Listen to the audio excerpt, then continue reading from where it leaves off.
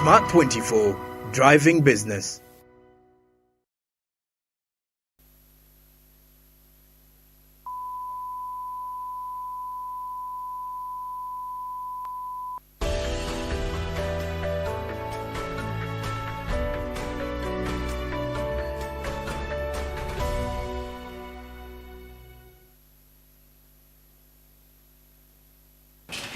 Thank you so much for staying with us. This is Smart 24 TV and you're watching The Point.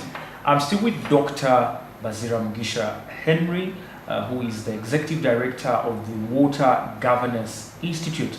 Now today we are talking climate change and the link it has to economic growth. Dr. Henry, when we went into the break, you were breaking down the financing bit, but also how these countries that actually seem to be donating are actually taking out more than they're bringing. What do we need to do as Africans to be able to better finance? Because honestly, the one thing that is holding us back and why we are keeping on relying on their money and investments, because we lack the finances. So how can we be able to maneuver the financing bit, especially when it comes to issues concerning climate change?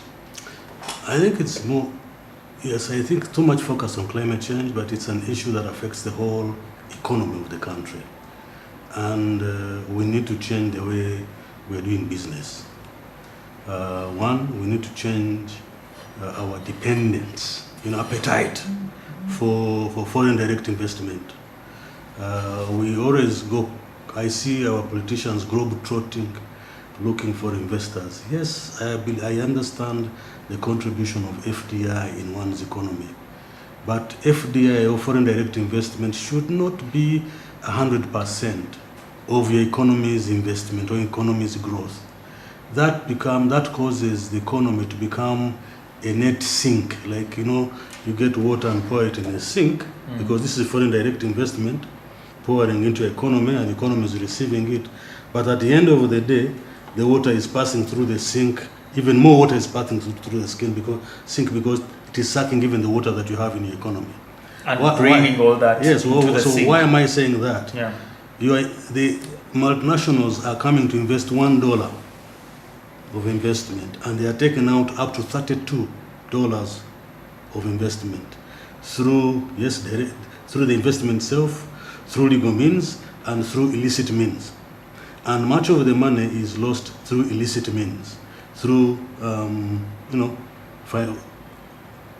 finance and the accounting schemes that allow in the reduction on the profit base, profit base erosion. So they are reducing the amount of profit that they declare,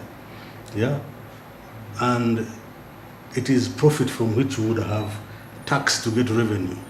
So instead of, if it was for example $10 that we should have been profitable, profit income, they reduce the amount of available profit to say $5 and declare $5 as the profit.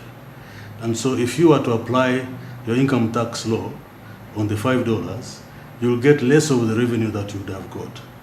Because through creative financing, creative accounting, they have been able to skim off some of the money. The other thing that I see multinational corporations doing is setting up a network of complex companies and subsidiaries, and then lending and loaning and paying dividends to each other through a complex, and you have to be a very smart accountant to be able to track the money. And so, plus of course, the money laundering that happens. So you find that your economy, you have brought in someone who has caused the economy to be sucked out. So you're getting $50 billion every year from development aid as Africa, but you're sending out, you are losing 150 billion in illicit financial flows. So I keep asking myself, who is the donor? Is it the developed countries that are giving us money, $50 billion every year, or Africa, which is sending out $150 billion in revenue leakage? So I still believe that we have a lot of money in our economies or in our systems that could be able to tap and use to address our climate change issues. So I like this young man who says, Toli Muavu, Mutwego, Gwemwavu. So our brains are not being exercised or used to that point where we are able to capture much of the revenue. I personally, I was one of those proponents of the environmental law, which is charged on every vehicle that comes in.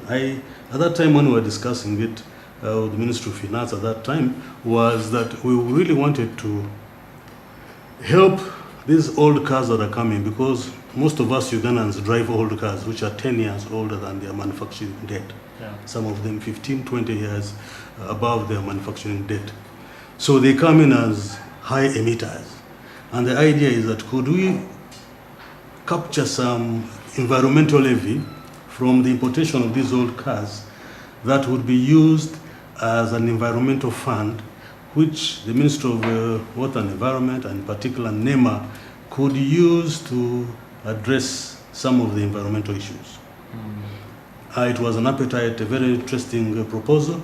It was taken up. Today we are paying up to 35 or 50% environmental levy, depending on how old the car is. Now, that would have been that's a good source of money for climate financing. It's also a good source of money that would support the Ministry of Water and Environment, and NEMA in particular, to be able to conduct their own independent researches and not rely on companies and corporations to write the environmental impact assessments. So they would save that money and do something more than having to rely on private sector to contribute to environmental climate mitigation. It is important that all corporations have some kind of contribution to the environment, because you're charging the cars that are coming in. The industry, I know, is being already charged by income tax and the other taxes. So, but they should be, as part of their commitment, should think about contributing towards climate. So we're in position to raise the money internally without having to rely on the climate finance, which is coming, for example, from the World Bank, and has very, very stringent measures for you to access it. I've seen some countries access the money, but for me, yes, they will probably use it, but I think we need to be more innovative to be able to raise our internal capacity to generate that money. Yes. And there are countries who, we didn't talk about countries that are today being submerged by rising waters. The small island states, some countries have been evacuated. People have been evacuated outside their original country and have been taken to other countries. Now that's a whole nation going away. The question we're asking ourselves is, so if they're from Comoros, for example, have they lost their identity? Have they lost their nationality? Have they lost their citizenship of being citizens of Comoros, because probably they have been rehabilitated, the so-called climate refugees. They have been sent to the US, to Europe and whatever, to try to save, because their countries have been taken over by the rising seas. So you can see how it affects, it can take away your nationality, your citizenship. Yeah? Climate can actually change your nationality, right? Yeah. Because once your country is submerged, you're gone. You no longer have your culture. You can't do your culture. You've lost your identity as a nation. Because yes, they are recognized in the UN, but in real terms, they don't exist on the surface. They are actually submerged in the water. So how do you deal with that? Yeah. Now, back to Uganda. We already talked about the opportunities we have to raise money. They are there. And it's not about squeezing the taxpayer. I am told we were having a discussion a few days ago, and I think we are about 6 million people who are actually paying tax, right? Around there. Yes, approximately. Yeah, around there. So out of the 45 million, that's a small proportion of people that are supporting this economy. Is it possible that for us we can expand our revenue base? We've tried to help government expand its revenue base by bringing on board a number of sectors that were formerly not there.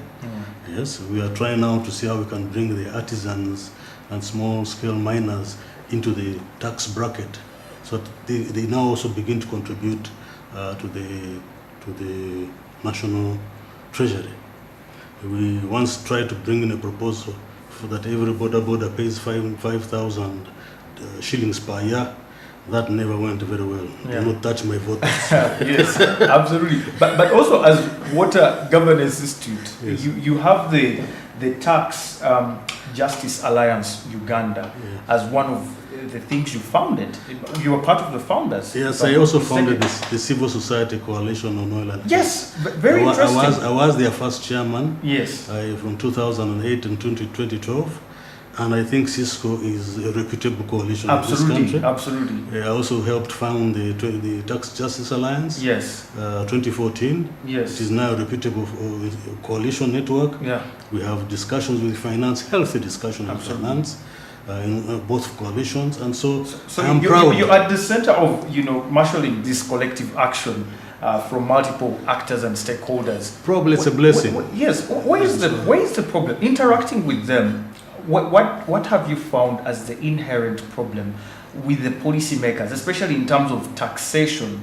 Because the taxpayer feels already overwhelmed. Like you said, we have a small tax base, and increasing that has become a problem. But then also the taxes, people are not extremely tax evaders. They're not extreme tax evaders, but they don't see what the money is doing. Yeah. And that's the problem, because if they would see the value of the tax that is being put to use, probably wouldn't be running around with smugglers and so on and so forth. So where is the problem, especially when it comes to taxes? Because when we want to finance all this that we are talking about, we must find a way of meeting those leakages in the tax system and try to get to increase and widen the tax base. But where is the inherent problem? I want to say that we have a governance problem. Excellent laws. Uganda has excellent laws, excellent policies, excellent institutions. We have technocrats. I think sometimes I say Ugandans, we are smart. We've got smart brains in Uganda. But at the end, when it comes to administration, that's where we begin to fail. When it comes to practice, that's where we begin to fail. And so I want to say that the problem has become so entrenched to the extent that you will have to bribe someone for every small thing that you want done. I have had privilege to live in this country where we used to have free medical care, where there was free education. I used to get an allowance while I was at the university. Wow. Now I'm the one paying school fees at the university for my children. Yes. And it is way through the roof. You are paying almost 60 million shillings to get a child through a 3-year course at the university. And I can imagine the poor person who is down there, who does not have the income, who is not exposed to the income I'm probably exposed to, the trouble they are going through. So honestly, it's an issue that I have no solution for. But I can say we have a governance challenge. We need to find a way of sorting ourselves. And it has become so entrenched that even the youth today, they want to get rich overnight. Why? Because they've seen their peers do that. I'm not against getting rich overnight. Yeah. No, if you have made the money, please, it's okay. But let's have some degree of integrity in the things that we do. I actually would say that what is bringing down this country most is more about the political governance arrangements that we have. And for me, I won't mince my words, those are things that we need to look at. We have an excellent country, we have a rich country. I will tell you, Uganda is a very rich country. People say we are poor. We are not poor. I know when the president talked about saying that Uganda had gone to the middle income, many people laughed at him. But I think I'm in the same vein with him. I'm saying Uganda is a very rich country. Yeah, with a lot of because if the thieving has happened for all these years, 50, 60 something years of robbing this country, and still Uganda is standing, sometimes I'm amazed how Ugandans survive. Yeah? Because we had infrastructure that should have made this country grow, but we deliberately went and killed it. The cooperatives, the elite marketing, all those things, the local banks. So I'm wondering what kind of policies that we are running because those are policies to me that would have turned around game changers for this country. And so on the bit of taxation, people are not willing to pay. Inherently, nobody wants to pay tax, all the way from the times of Jesus Christ and probably before. Yes. Yeah, it's inherent in us that we don't want to pay tax. But I think there are people who paying tax is essential for their businesses to operate. For example, I run an NGO. If I am going to receive money, all the donors or development partners that give me money need to find out whether I am compliant to the tax law, to the NSSF, all right? And so it is in my interest as a person to pay tax. There are those whose interest is to hide as much tax as they can, all right? And there are people whom we have in downtown who are wealthy and have chosen by default, by commitment to say, we are not entering the tax bracket. I'm not going to have a tax identification number because the moment I have tax identification number, URA is going to come peeping into my head, falling into my account. Then probably they even will come and raid my accounts in the bank and say, you owe us this money and we are taking it whether you like it or not. So that has a problem in the sense that it kills the confidence that citizens have with URA.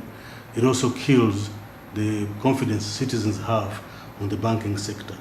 And probably that would explain why many people no longer want to keep their money in banks, and keeping it back at home. So you can see, because of the need for money and by the government, it is squeezing the taxpayer so hard to the extent that the taxpayers are overburdened. And the local Ugandans are seeing foreign investors coming in and they are given red carpet treatment, tax incentives, tax holidays, right? Free land, yes. And for them who are working here and they're saying, let's grow our country, they're not getting those kind of opportunities. So that brings in an element of saying, why should we give this government tax? There's a point where I reached and said, by the way, why are we helping this government get even more money? Because it is wasting the money. Later on, we had a discussion and somebody counseled me and said, you know what, Mr. Bazira, let's do what we need to do for this country. Okay?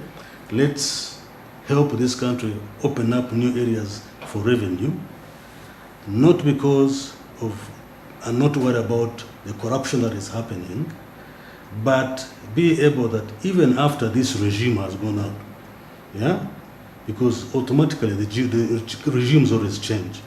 Once the regime is out, we probably might get a more decent, more respectful regime that is careful with how it spends money.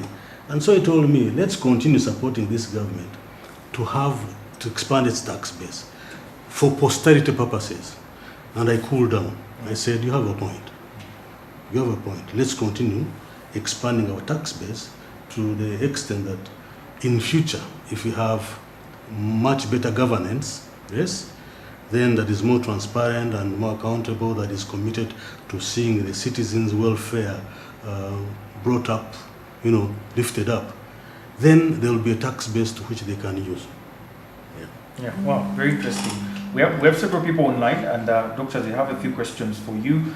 We're going to go through them. But before we do that, when you look at the disasters, climate disasters that have happened in Uganda, I wouldn't even call them, they're probably weather caused. Because when we talk about climate, Uganda's climate, I think, is still way better when you compare to most of the other parts of the world.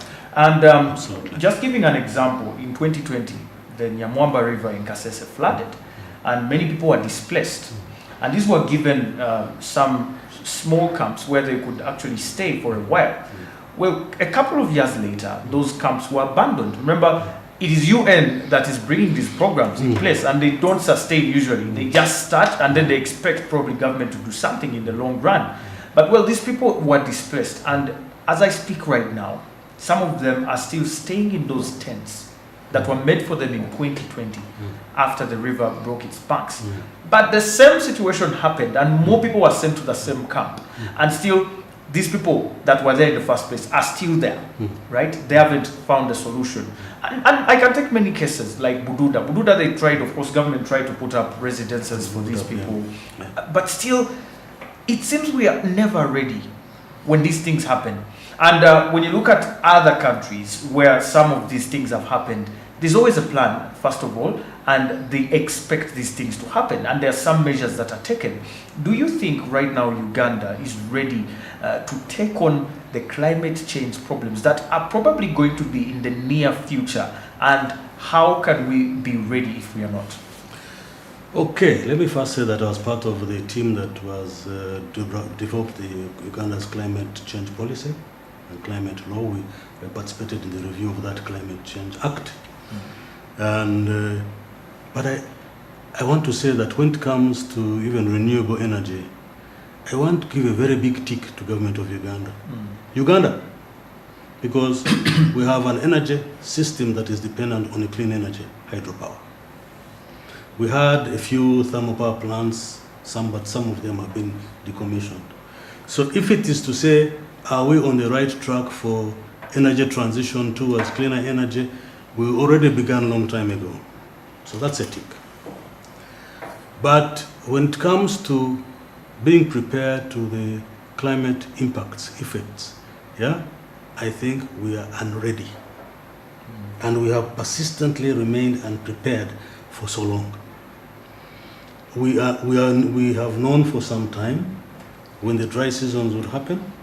We have known for some time when it would rain. We would even anticipate how much rain it would happen. Today, that is now difficult. You can't know how much rain is going to fall, for how long, right? When exactly? Where is it going to happen, and how much water do you expect? And so planning for farming, agriculture farming, is now a tricky game, okay? It's like playing darts now, right? You don't know when you're going to hit the bullseye. Now, can we be ready? Yes, we can be ready.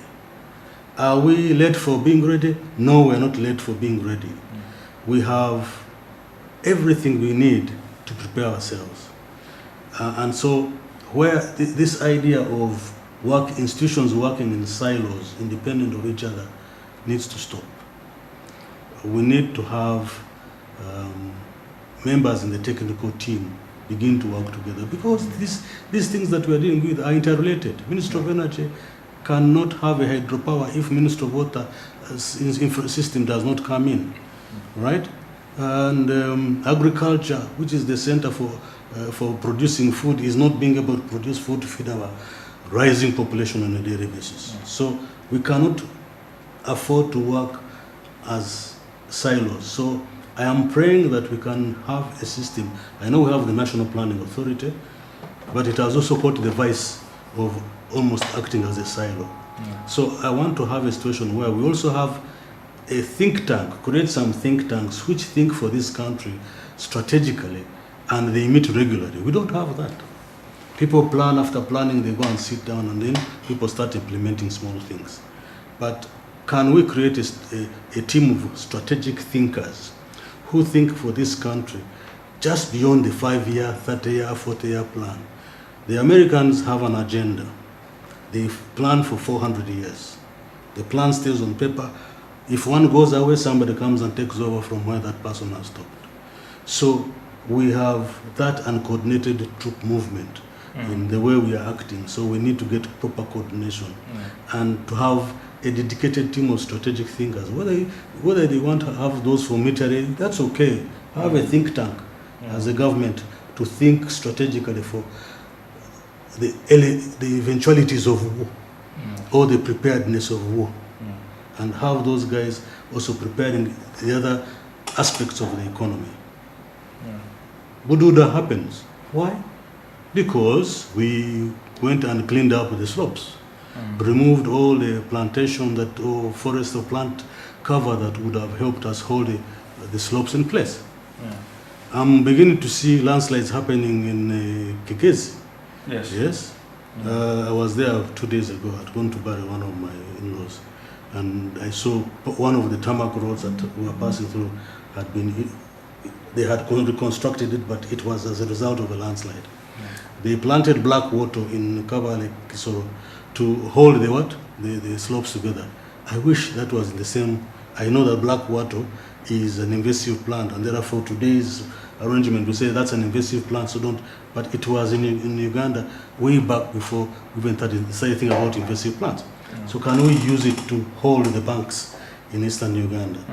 Yes, because the black water has deep roots that will hold the root the walls, the slopes together. And black water is also a source of charcoal and firewood. We are yet, by the way, to continue to shift away from the use of biomass. We can continue to reduce it, yes, but we are yet to reduce it, to go away with it. So we need to plant plants that are going to support the biomass energy sector. Yes. Black water is one good thing. Acacia is one good. Acacia takes some time. Black water takes a slightly shorter time. So we need to start planning for those areas of energy, because people need firewood to cook. No one is going to spend a night without food. Yeah, wow. Thank you so much, Doctor. We want to take a very short break as well. And when we return, we have some people online who have a few questions. Sophia Oine is asking what lessons can be learned from other countries like Turkey, Brazil, that have faced adverse climate change effects and have sometimes successfully built climate resilience, and how can these be applied to Uganda? Kathy is also asking, good evening, Dr. Mugisha, thank you so much for the show. What measures has Uganda taken so far to enhance climate resilience, and what progress has it made regardless of the many challenges that we have at hand currently? Basically, they are looking for solutions. Doctor, we return very briefly after this short break. Thank you so much for staying tuned. This is Smart 24 TV, and we drive your business. It may be possible to repeat those questions.